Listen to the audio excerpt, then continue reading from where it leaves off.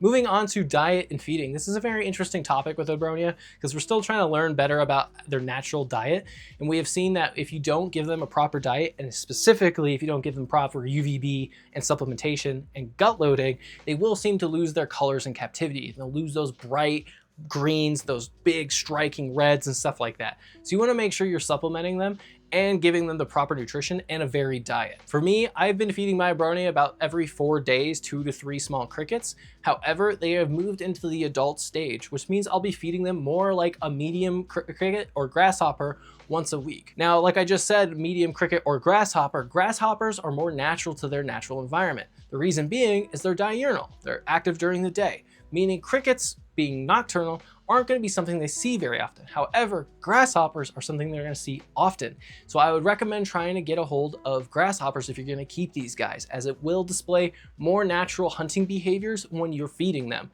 I've noticed them react completely different with grasshoppers compared to crickets and other feeders, so it's something I would recommend. I'll have a link in the description down below of where I get my grasshoppers from. But you still want to have a varied diet. So I feed mine crickets, grasshoppers, mealworms, superworms, dubias, all of those things, just to give them micronutrients that they might not get from one insect, but could get from others. This way they get a little bit of a fattier insect, more of a hydration insect, and more of, your regular protein insect. That way they're getting a varied diet. I've noticed that with my guys, they pretty much eat all of those except Mithrax, who doesn't really like waxworms.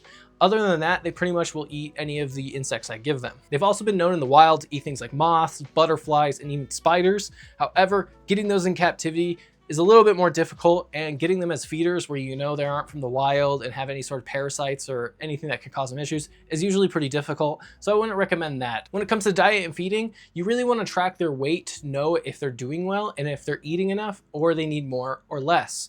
This way you have a better understanding of how they're actually doing.